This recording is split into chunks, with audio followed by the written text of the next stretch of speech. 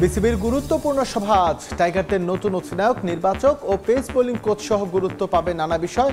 বেতন বাড়ছে প্রথম শ্রেণীর ক্রিকেটারদের। ফেডারেশন কাপ ফুটবলের স্থগিত হওয়া ফাইনালের বাকি অংশ নিষ্পত্তি হবে আজ। শিরোপা জয়ে আপোষহীন বসুন্ধরা ও ঢাকা আবাহনী। টিকিট ছাড়াই খেলা দেখতে পারবেন দর্শক। এবং চ্যাম্পিয়ন্স লিগে রাতে এমিরেটসে পিএসজির চ্যালেঞ্জ নেবে আর্সেনাল। সমর্থকদের পাশে চান আর্তেতা। ইংলিশ ক্লাবের বিপক্ষে হ্যাট্রিক জয়ে ফাইনালে লক্ষ্য এনরিকে।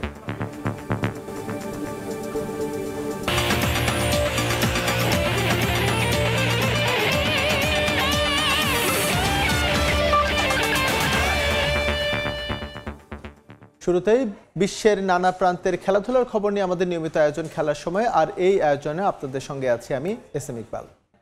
এই মুহূর্তে চট্টগ্রামে বীরশ্রেষ্ঠ flight lieutenant Motiur Rahman cricket স্টেডিয়ামে আছেন রিপোর্টার সাব্বির মিথুন। ম্যাচের সবশেষ পরিস্থিতি জানতে সরাসরি যুক্ত হচ্ছে তার সঙ্গে।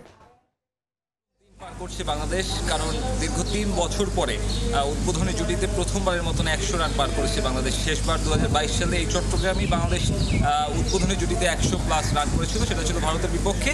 ঘুরে ফিরে 3 বছর পরে সাগরিকাতে আবারও বাংলাদেশ দেখলো যে ওপেনিং জুটি 3 অঙ্কের সংখ্যায় পৌঁছাতে পারে। অর্থাৎ এই মাঝে যে 32টা ইনিংস ছিল, সেই ইনিংসে বাংলাদেশি ওপেনাররা কোনোবারই 100+ রান করতে পারেনি, যা কিনা একটা টেস্ট প্লেইং নেশনের জন্য খুবই হতাশাজনক।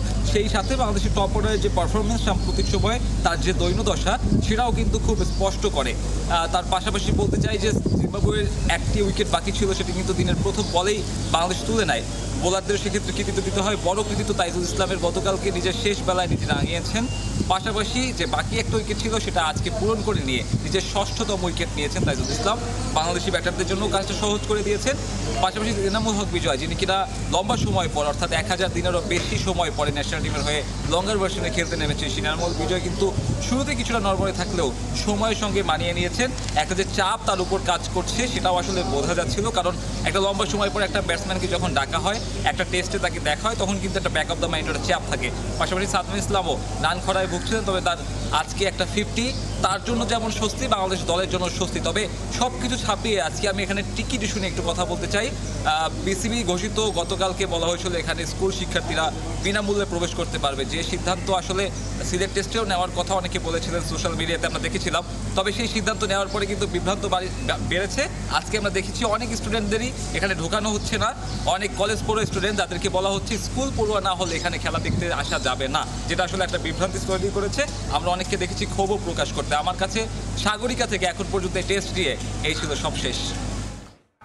চট্টগ্রাম টেস্টের খবর জানাতে চট্টগ্রাম থেকে আমাদের সঙ্গে যুক্ত হয়েছিলেন রিপোর্টার সাব্বির মিথুন। এবার জানাবো ডিপিএল এর খবর। ডিপিএল এর শিরোপা নির্ধারণী ম্যাচে মাহমুদুল্লাহ আরিফুলের 50তে আবাহনীকে 241 রানের টার্গেট দিয়েছে মোহামেডান। এই মুহূর্তে মিরপুর শের-ই-বাংলা জাতীয় ক্রিকেট স্টেডিয়ামে আছেন রিপোর্টার তারেক হাসান শিমুল। সবশেষ খবর জানতে সরাসরি যুক্ত হচ্ছি তার সঙ্গে। এই মৌসুমে ডিপিএল এর শিরোপা কার ঘরে যাবে সেই লড়াই চলছে কিন্তু মিরপুর শেরেবাংলা ক্রিকেট স্টেডিয়ামে। আবাহনী এবং মোহামেডান দুই চিরপ্রতিদ্বন্দ্বী লড়ছে ফাইনাল ম্যাচে। একরকম ফাইনাল আসলে বলতে হয় এটাতে, কারণ এই ম্যাচে যারা জিতবেন তারাই আসলে শিরোপা জিতবে। এই দিক থেকে যদি বলি যে মোহামেডান শুরুতে ব্যাট করেছে, 241 রানের একটা লক্ষ্য দিয়েছে আবাহনীকে। ব্যাটিংয়ের দিকে যদি তাকাই সেক্ষেত্রে বলতে হয় যে ওপেনিংয়ে যিনি ছিলেন রনি তালুকদার, তার কাছ থেকে একটা 45 রানের ইনিংস আমরা দেখেছি। ফরহাদ হোসেন 42 রানের ইনিংস খেলেছেন। তাছাড়া যদি বলি শেষ দিকে রানটা অ্যাক্সেলারেট করার চেষ্টাটা করেছেন আরিফুল ইসলাম, ইয়াং ক্রিকেটার, এবং তার ব্যাট থেকে কিন্তু 57 বলে 50 রানের ইনিংস এসেছে। মাহমুদুল্লাহ রিয়াদের কথা বলতে হয়, তিনি অভিজ্ঞ ক্রিকেটার। হুট করেই যখন মোহামেডানের উইকেট পতন ঘটছিল, তখন মাহমুদুল্লাহ রিয়াদ কিন্তু একটা প্রান্ত আগলে রেখে খেলেছেন এবং কিছুটা ধীর গতিতে শুরুর দিকে ছিল, যদিও পরবর্তীতে তিনি তার রানটা একটু বাড়িয়ে নিয়েছেন। 50 রানে তিনিও আসলে ফিরে গেছেন 62 বল থেকে। যেই লক্ষ্যটা আসলে দাঁড় করিয়েছে মোহামেডান, সেটা আসলে উইকেটের বিবেচনায় কিংবা কন্ডিশন যেটা বলছে আসলে খুব বেশি চ্যালেঞ্জিং নয়, কারণ অন্তত 20 থেকে 30 কিংবা 40 রানের একটা ফারাক কিন্তু রয়ে গেছে। সেই ক্ষেত্রে কিন্তু এখন বড় চ্যালেঞ্জটা মোহামেডানের বোলারদের উপরই বর্তায়। সেক্ষেত্রে আমরা দেখেছি যে প্রথম ওভারেই ইবাদত কিন্তু উইকেট তুলে নিয়েছেন। শাহরিয়ার কমলের একেবারে দলীয় 2 রানের মধ্যেই কিন্তু শাহরিয়ার কমলকে ফিরিয়েছেন। এই ম্যাচটা অনেক বেশি আলোচিত একটি কারণে, সেটা হচ্ছে মোহামেডানের নিয়মিত অধিনায়ক তামিম ইকবালের পরে যাকে দায়িত্ব দেওয়া হয়েছে তাওহিদ হৃদয়, তার সাম্প্রতিক ঘটনা প্রবাহের কারণে কিন্তু বেশি আলোচিত ছিল। তাওহিদ হৃদয়কে 4 ম্যাচের জন্য নিষিদ্ধ করা হয়েছে আগের ম্যাচে তার একটি ভুলের কারণে, এবং কি সেই ম্যাচে নিষিদ্ধ হওয়ার পরেও আমরা গতকালকে অর্থাৎ ম্যাচের আগের দিন প্রিভিউর সময়ও কিন্তু আমরা দেখেছি যে তিনি অনুশীলন করেছেন। অনেকেরই ধারণা ছিল হয়তোবা মোহামেডান কর্তৃপক্ষ এর আগে তাওহিদ হৃদয়ের যে 2টি ম্যাচের জন্য নিষেধাজ্ঞা দিয়েছিল সেক্ষেত্রে 1 ম্যাচে নিষেধাজ্ঞা নিয়ে আসা হয়েছিল। এই ফাইনাল ম্যাচটাতে তাওহিদ হৃদয়কে কোনোভাবে খেলানো যায় কিনা সেই চেষ্টা মোহামেডান করেছিল, এবং কি সেই কারণে তাকে অনুশীলনেও নিয়ে এসেছে। শেষ পর্যন্ত সেটি হয়নি, 4 ম্যাচে যে নিষেধাজ্ঞা সেটি বলবৎ রয়েছে। তবে তার দল যেই একটা মাঝারি লক্ষ্য দিয়েছে সেটা আসলে কতটা ডিফেন্ড করতে পারে সেটাই হচ্ছে দেখার বিষয়। তাছাড়া একটা বোর্ড মিটিংও রয়েছে, ফিনান্সিয়াল বিভিন্ন বিষয়গুলো রয়েছে বিসিবির সাম্প্রতিক সময় আলোচিত, সেই বিষয়গুলোরও একটা সিদ্ধান্ত আসবে। তো আমার কাছে এই ছিল মিরপুর থেকে সবশেষ খবর। তারেক হাসান শিমুল আমাদের সঙ্গে যুক্ত হয়েছিলেন মিরপুর শেরি বাংলা ক্রিকেট স্টেডিয়াম থেকে, জানাচ্ছিলেন ডিপিএল এর সবশেষ তথ্য। এবার অন্য প্রসঙ্গ, আজ বসছে বিসিবির গুরুত্বপূর্ণ সভা। টাইগারদের নতুন অধিনায়ক, নির্বাচক ও পেস বোলিং কোচ সহ নানা বিষয় নিয়ে সিদ্ধান্ত আসতে পারে এই সভায়। প্রথম শ্রেণীর ক্রিকেটারদের বেতন বাড়ানোর সিদ্ধান্ত হতে পারে এদিন। এছাড়া গুরুত্ব পাবে সাম্প্রতিক সময়ে বিসিবিতে ঘটে যাওয়া নানা অনাকাঙ্ক্ষিত ঘটনাও। সভাপতির আর্থিক অনিয়ম নিয়ে কানাঘুষা, বিসিবিতে দুদকের হানা, দলের পারফরমেন্সের মতো বোর্ডের নানা ইস্যু নিয়েই হচ্ছে সমালোচনা। এসবের মাঝেই বসতে যাচ্ছে বিসিবির স্থগিত হওয়া সভা। সিদ্ধান্ত আসবে একাধিক গুরুত্বপূর্ণ এজেন্ডার। গেল 24 মার্চ হওয়ার কথা ছিল বিসিবির 19তম সভা, তবে তামিম ইকবালের হঠাৎ অসুস্থতায় ভেস্তে যায় বোর্ডের সব পরিকল্পনা। 18 বছর পর মোহামেডান আবাহনীর ডিপিএল শিরোপা নিষ্পত্তির হাই ভোল্টেজ ম্যাচের দিনই বসবে সেই সভা। এর একদিন আগে অবশ্য জরুরি ভার্চুয়াল সভা ডেকেছে ফারুক আহমেদের বোর্ড। বার্ষিক বাজেট ও আর্থিক কৌশল নিয়ে হয়েছে আলোচনা। এ নিয়ে আনুষ্ঠানিক ঘোষণা আসবে এদিন। শান্তর পর নতুন নেতৃত্ব নিয়ে সিদ্ধান্ত আসার কথা ছিল স্থগিত হওয়া 19তম বোর্ড সভায়। টি-20-র দায়িত্বে লিটন দাসের নামটাই শোনা যাচ্ছে জোরে সোরে। টেস্টে মিরাজকে নিয়ে আলোচনা থাকলেও শান্তকেই নাকি যোগ্য ভাবছে বিসিবি। ওয়ানডেতেও বোর্ডের চয়েস শান্ত। তবে এই সভা শেষেই জানা যাবে কে পাচ্ছেন কোন ফরম্যাটের দায়িত্ব। সেদিন 19তম বোর্ড সভায় স্থগিত হলেও 2027 সাল পর্যন্ত মেয়াদ বেড়েছে হেড কোচ ফিল সিমন্সের। মুস্তাক আহমেদও থাকছেন 2027 ওয়ানডে বিশ্বকাপ পর্যন্ত। এদিন চূড়ান্ত ঘোষণা আসতে পারে পেস বোলিং কোচের ব্যাপারে। তাসকিন মুস্তাফিজদের দায়িত্ব নেওয়ার দৌড়ে এগিয়ে আছেন ওমর গুল ও শন টেইট। তবে বিশ্বকাপ জয়ী অজি পেসারের দিকেই নাকি চোখ বিসিবির। নির্বাচকের পদ ছেড়ে কোচিংকে বেছে নিয়েছেন হান্নান সরকার। তার ফাঁকা জায়গায় শোনা যাচ্ছে সাবেক বয়স ভিত্তিক ও বর্তমান নারীদের প্রধান নির্বাচক সাজ্জাদুল হক শিপনের নাম। এদিকে এবারের বিপিএল জন্ম দিয়েছে নানা বিতর্কের। সবচেয়ে বেশি আলোচনা পারিশ্রমিক ইস্যু। এখনো পুরো অর্থ বুঝে পাননি অনেকে। এর মাঝে ডিপিএল নিয়েও উঠেছে এমন অভিযোগ। এসবও গুরুত্ব পাবে বিসিবির এই সভায়। ঘরোয়া নতুন ক্যালেন্ডার নিয়েও হবে আলোচনা। বিসিএল দিয়েই শুরু হবে নতুন মৌসুম। এছাড়া প্রথম শ্রেণীর ক্রিকেটারদের বেতন বাড়ানোর বিষয়েও আসবে আনুষ্ঠানিক ঘোষণা। তামিম হোসেন, সময় সংবাদ। পাকিস্তানের বিপক্ষে টি-20 সিরিজ সামনে রেখে 5 মে থেকে শুরু হবে টাইগারদের কন্ডিশনিং ক্যাম্প, চলবে 10 দিন। পাকিস্তানের বিপক্ষে সিরিজের আগে দুবাই আমিরাতের বিপক্ষে 2 ম্যাচের টি-20 সিরিজের সম্ভাব্য তারিখ 18 ও 20 মে। জিম্বাবুয়ের বিপক্ষে সিরিজে না থাকলেও পাকিস্তান সিরিজে টাইগারদের স্পিন বোলিং কোচ হিসেবে থাকবেন মুশতাক আহমেদ।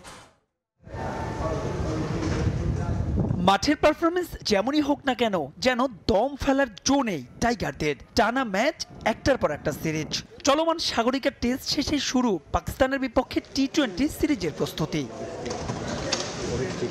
আগামী বছর ফেব্রুয়ারিতে ভারত আর শ্রীলঙ্কায় বসবে টি-20 বিশ্বকাপের 10ম আসর, যে টুর্নামেন্টের জন্য বেশ আটসাট বেঁধেই নামছে বিসিবি। 21 মে থেকে 4 জুন মাঠে গড়াবে পাকিস্তানের বিপক্ষে 5 ম্যাচের টি-20 সিরিজ। ফয়সালাবাদে 2 আর লাহোরে হবে সিরিজের বাকি 3 ম্যাচ, যার জন্য টাইগারদের ক্যাম্প শুরু 5 মে। আবহাওয়া আর ভ্রমণ ধকলের কথা বিবেচনায় গোটা ক্যাম্পই হবে ঢাকাতে, যেখানে ব্যাটিং, বোলিং আর ফিল্ডিং 3 বিভাগেই হবে আলাদা কাজ। জিম্বাবুয়ে সিরিজে না থাকলেও পাকিস্তানের বিপক্ষে সিরিজে স্পিনিং বোলিং কোচ হিসেবে থাকছেন মুশতাক আহমেদ। তবে পিএসএল এর দল পেশোয়ার জালমির কোচ হিসেবে থাকায় টাইগারদের কন্ডিশনিং ক্যাম্পে পাওয়া যাবে না তাকে। পাকিস্তান সিরিজে নতুন পেস বোলিং কোচ পেতে পারে টাইগাররা, যে দৌড়ে সবচাইতে এগিয়ে শন টেইট। এদিকে পাকিস্তানের বিপক্ষে সিরিজের আগে দুবাইয়ে আমিরাতের বিপক্ষে একটি 2 ম্যাচের টি-20 সিরিজের ব্যাপারে একমত 2 বোর্ড। সেই সিরিজের সম্ভাব্য তারিখ 18 আর 20 মে। এদিকে আনুষ্ঠানিকভাবে চূড়ান্ত না হলেও জানা গেছে পাকিস্তানের বিপক্ষে ঢাকায় 3 ম্যাচের ফিরতি টি-20 সিরিজের দিনক্ষণ 20, 22 আর 24 জুলাই মাঠে গড়াবে। যা আছে শ্রীলঙ্কা আর ভারতের বিপক্ষে 6টি টি-20 ম্যাচ। আসন্ন এশিয়া কাপ হবে টি-20 ফরম্যাটে। সব মিলিয়ে বিশ্বকাপের আগে ক্রিকেটের সংক্ষিপ্ত সংস্করণে তাই ব্যস্ত সময় পার করবে টাইগাররা। মাহবুব রিমন, সময় সংবাদ। পাকিস্তান সুপার লিগে অভিষেকের অপেক্ষায় নাহিদ রানা অনুশীলনে ঘাম ঝরিয়েছেন টাইগার স্পিডস্টার। তাকে নিয়ে কৌতূহল রয়েছে পাকিস্তানের ক্রিকেট ফ্যানদের মাঝে। বাংলাদেশে পেসারের প্র্যাকটিস সেশনের ছবি অফিসিয়াল ফেসবুক পেজে পোস্ট করেছে পেশোয়ার জালমি। পেহেলগামের ঘটনা নাড়িয়ে দিচ্ছে দক্ষিণ এশিয়াকে। রাজনীতি, কূটনীতি তো বটেই, ক্রিকেটেও পড়েছে প্রভাব। অনেকের মতেই আইপিএল, পিএসএলে এবার ভিউয়ারশিপ কমে যাওয়ার বড় কারণ পেহেলগাম হামলা। সেটা না হলে বাংলাদেশি দর্শকদের বেশ কৌতূহল ছিল এবারের পাকিস্তান সুপার লিগ নিয়ে। রিশাদ হোসেন খেলে ফেলেছেন বেশ কিছু ম্যাচ, তবে সবার আগ্রহের কেন্দ্রে নাহিদ রানার বিদেশি লিগে অভিষেক। জিম্বাবুয়ের বিপক্ষে একটা টেস্টে খেলে পাকিস্তানে যাবেন নাহিদ, এটা নির্ধারিত ছিল আগেই। তবে সিলেটে টাইগার এক্সপ্রেস অতটা ত্রাস ছড়াতে পারেননি। তার গতি বেশ ভালোভাবে সামাল দিয়েছে জিম্বাবুয়ানরা। র্যাঙ্কিংয়ে পিছিয়ে থাকা দলের কাছে ম্যাচ হারের তিক্ততা নিয়ে পাকিস্তানে গেছেন রানা।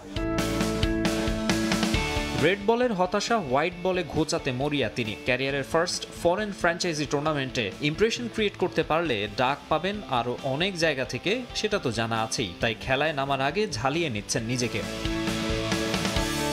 পিএসএলে পেশোয়ার জালমিতে খেলছেন নাহিদ রানা, যে দলের অধিনায়ক বাবর আজম। পাকিস্তান জাতীয় দলের সাবেক অধিনায়ক নিজে আছেন অফ ফর্মে, তার দল জালমিও ধুঁকছে। 6 ম্যাচে মাত্র 2 জয় পাওয়া দলটা সুদিন ফেরাতে মরিয়া। নাহিদ হতে পারেন বোলিং ডিপার্টমেন্টে বাবরের তুরুপের তাস। যদিও পাকিস্তানে পৌঁছেই সেদিনের ম্যাচটা স্বাভাবিকভাবেই মিস করেছেন রানা, তবে তিনি যে ভালোভাবেই আছেন ম্যানেজমেন্টের বিবেচনায় তা বোঝা যায়। টাইগার পেস সেন্সেশনকে ওয়েলকাম জানাতে কার্পণ্য করেনি তারা। সামাজিক যোগাযোগ মাধ্যমে আলাদাভাবে বাংলাদেশি 150 কিলোমিটার ম্যানের প্রথম অনুশীলনের ছবি পোস্ট করেছে পেশোয়ার জালমি। এই পাকিস্তানি তারকা খ্যাতি পেয়েছিলেন। পাকিস্তানকে তাদের মাটিতে টেস্টে হোয়াইট ওয়াশে বিরাট ভূমিকা রেখেছিলেন। লাকি কান্ট্রিতে আরও একবার বল হাতে আগুন ধরিয়ে দেবেন নাহিদ রানা, আশায় ফ্যানরা। মাকসুম আলম খান, সময় সংবাদ। স্থগিত হওয়া ফেডারেশন কাপ ফুটবলের ফাইনালের বাকি অংশ অনুষ্ঠিত হবে আজ। বাইলজ অনুযায়ী যেখানে বন্ধ হয়েছিল ম্যাচ, সেখান থেকে আবারও শুরু হবে শিরোপার লড়াই। ফয়সাল আহমেদ ফাহিমের লাল কার্ডের কারণে 10 জন নিয়ে খেলতে হবে বসুন্ধরা কিংসকে। বর্তমান চ্যাম্পিয়নদের হ্যাট্রিক হারের স্বাদ দিয়ে শিরোপা উৎসব করতে চায় ঢাকা আবাহনী। টিকিট ছাড়াই খেলা দেখতে পারবেন দর্শক। জেলা স্টেডিয়াম ময়মনসিংহে ম্যাচ শুরু হবে বেলা 3:30টায়। গত মঙ্গলবার ময়মনসিংহে ফেডারেশন কাপ ফুটবলের ফাইনালের পরতে পরতে ছিল রোমাঞ্চের ছড়াছড়ি। লিগ শিরোপার আশা ক্ষীণ হয়ে যাওয়া বসুন্ধরা কিংসের মুখোমুখি হয়েছিল উড়তে থাকা ঢাকা আবাহনী। শ্বাসরুদ্ধকর ম্যাচের শুরুতেই আর্জেন্টাইন হুয়ান লেসকানোর গোলে লিড নেয় বসুন্ধরা কিংস। তবে 15 মিনিটেই সমতা ফিরিয়ে কিংসকে হ্যাট্রিক হারের স্বাদ দিয়ে শিরোপার স্বপ্ন বুনতে শুরু করে ঢাকা আবাহনী। কিন্তু দ্বিতীয়ার্ধের শুরুতেই ম্যাচে আঘাত হানে কালবৈশাখীর ঝড়। ঝড়ের তাণ্ডবের পর মাঠ খেলার উপযুক্ত করতে দিশেহারা অবস্থা হয়ে পড়ে মাঠ কর্মীদের। ফুটে ওঠে ঢাকার বাইরের মাঠগুলোর দৈন্যদশা।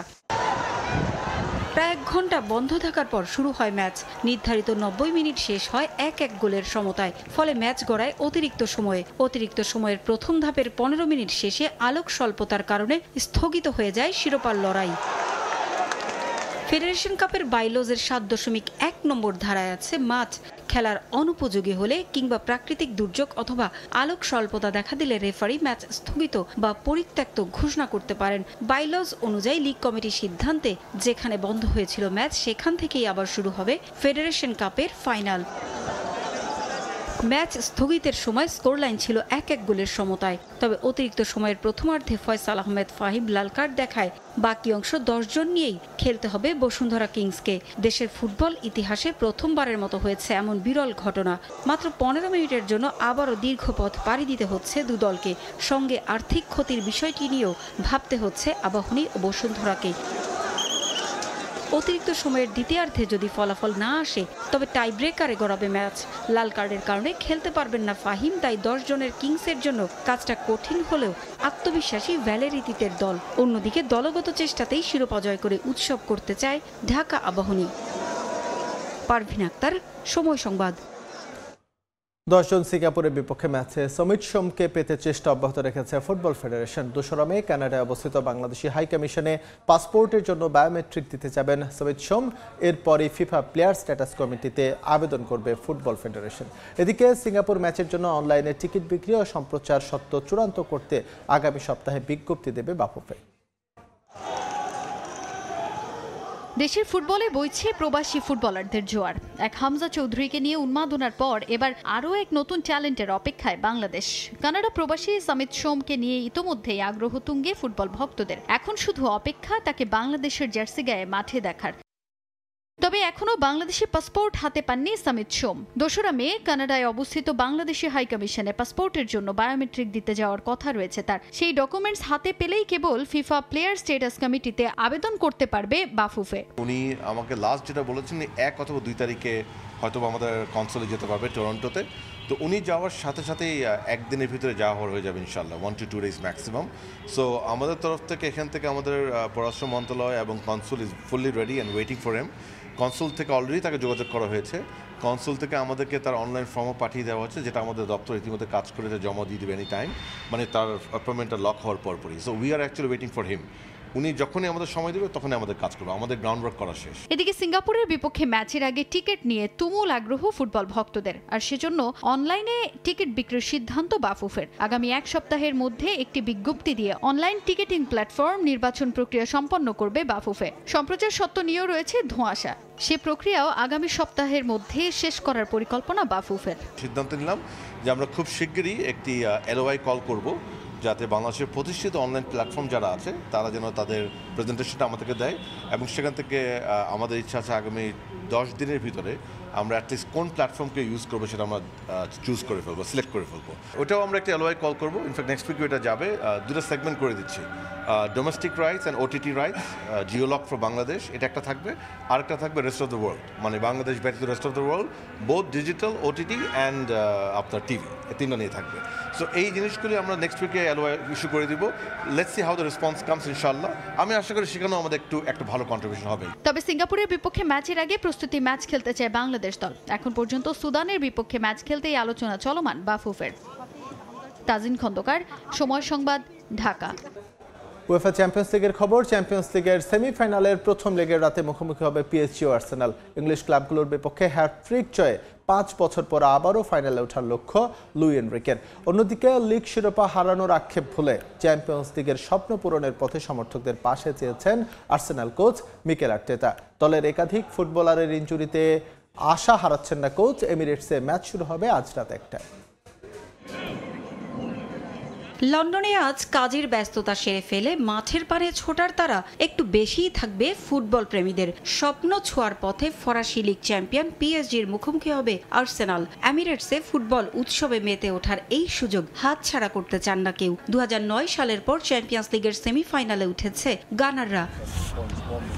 16 বছর পর ইউরোপ সেরার মঞ্চে শীর্ষ 4-এ আর্সেনালের জ্বলে ওঠার দিকে তাকিয়ে পুরো ইংল্যান্ড। চ্যাম্পিয়ন্স লিগে 2005-06 মৌসুমে আর্সেন ওয়েঙ্গারের অধীনে ফাইনালে উঠেছিল তারা একবার, তবে বার্সেলোনার কাছে 2-1 গোলে হেরে ভাঙে স্বপ্নযাত্রা। পিএসজির গল্পটাও একই রকম। 2019-20 মৌসুমে ফাইনালে উঠেছিল তারাও, সেবার পিএসজিকে হতাশায় ডুবিয়েছিল Bayern Munich. Messi, Neymar, Mbappe football দুনিয়ার অন্যতম সেরা তারকাদের এনেও চ্যাম্পিয়ন্স লিগের অধরা স্বপ্ন পূরণ করতে পারেনি ফরাসি জায়ান্টরা। এবার ডেম্বেলে, হাকিমি, মার্কুইনিয়াসের কাঁধে সে হতাশা পূরণের সুযোগ। হাড্ডাহাড্ডি লড়াই যে হবে এমিরেটসে, সে তেজ আগে থেকেই পাওয়া যাচ্ছে লন্ডনের আকাশে বাতাসে।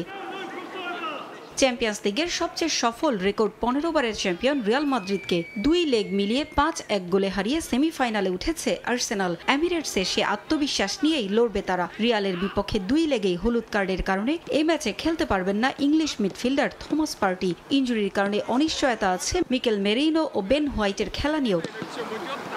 ক্রিস্টাল প্যালেসের বিপক্ষে 2-2 গোলের ড্রয়ের ম্যাচে ছিলেন না এ দুজন। শেষ মুহূর্তে তাদের নিয়ে সিদ্ধান্ত নেবেন কোচ। গুরুত্বপূর্ণ দায়িত্ব থাকবে ডেকলান রাইসের কাঁধে। স্বপ্ন পূরণের পথে সমর্থকদের আরও একবার পাশে চান কোচ আর্তেতা। সম্ভাব্য ফরমেশন হতে পারে 4-3-3।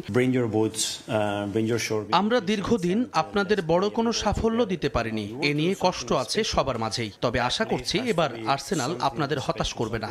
লিগ শিরোপা হাতছাড়া হয়েছে, সে কষ্ট আমরা চ্যাম্পিয়ন্স লিগে ভালো করে পূরণ করার চেষ্টা করব।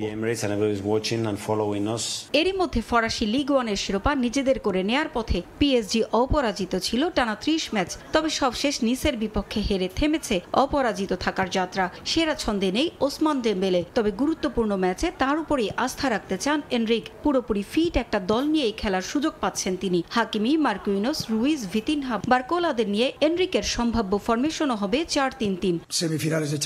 আর্সেনাল নিজেদের মাঠে খেলবে, তবে আমরা সেটা চাপ হিসেবে নিচ্ছি না। আমরা শুধু নিজেদের পরিকল্পনা অনুযায়ী পারফর্ম করে ম্যাচ জিততে চাই। চ্যাম্পিয়ন্স লিগে এবার শীর্ষ 16তে অ্যাস্টন ভিলাকে হারিয়েছে পিএসজি। এবার আর্সেনালকে হারিয়ে ইংলিশ ক্লাবগুলোর বিপক্ষে হ্যাট্রিক জয়ের স্বপ্ন এনরিকের। তবে চলতি আসরে গ্রুপ পর্বে দেখা হয়েছিল আর্সেনাল ও পিএসজির। সেবার বুকায়া সাকা ও কাই হাভার্স ম্যাজিকে 2-0 গোলে হেরেছিল প্যারিসিয়ানরা। পারভিন আক্তার, সময় সংবাদ। অনুষ্ঠিত হলো বাংলাদেশ আর্চারি ফেডারেশনের অ্যাডহক কমিটির প্রথম সভা। নতুন কমিটির দায়িত্ব বুঝে নেন আর্চারি ফেডারেশনের নতুন সভাপতি, জনপ্রশাসন মন্ত্রণালয়ের সিনিয়র সচিব ডক্টর মোহাম্মদ মোখলেসুর রহমান। জাতীয় ক্রীড়া পরিষদের সভাকক্ষে অনুষ্ঠিত এই সভায় অ্যাডহক কমিটি ছাড়াও আগের কমিটির বেশ কয়েকজন সদস্য উপস্থিত ছিলেন। সভায় উপস্থিত ছিলেন আর্চারি ফেডারেশনের প্রতিষ্ঠাতা সাধারণ সম্পাদক কাজী রাজীব উদ্দিন আহমেদ চপল। নতুন ও পুরনো কমিটির সবার সহযোগিতায় আর্চারিকে আরও সফলতা এনে দেওয়ার লক্ষ্য তাদের। নভেম্বরে ঢাকা অনুষ্ঠিত হবে এশিয়ান আর্চারি চ্যাম্পিয়নশিপ। প্রাথমিকভাবে সেই টুর্নামেন্ট সফলভাবে আয়োজনের লক্ষ্য নতুন কমিটি।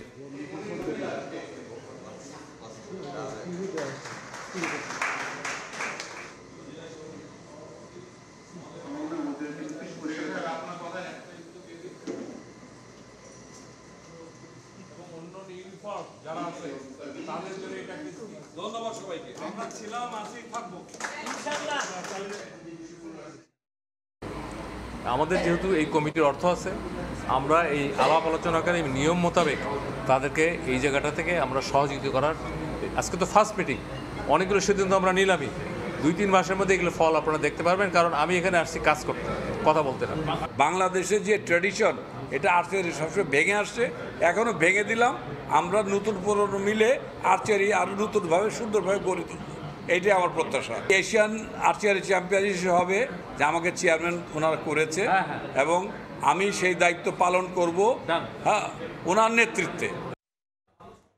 খেলার সময় শীর্ষ সংবাদগুলো জানিয়ে দিচ্ছে আরও একবার। এবং ফেডারেশন কাপ ফুটবলের স্থগিত হওয়া ফাইনালের বাকি অংশ নিষ্পত্তি হবে আজ। শিরোপা জয়ে আপোষহীন বসুন্ধরা ও ঢাকা আবাহনী। টিকিট ছাড়াই খেলা দেখতে পারবেন দর্শক।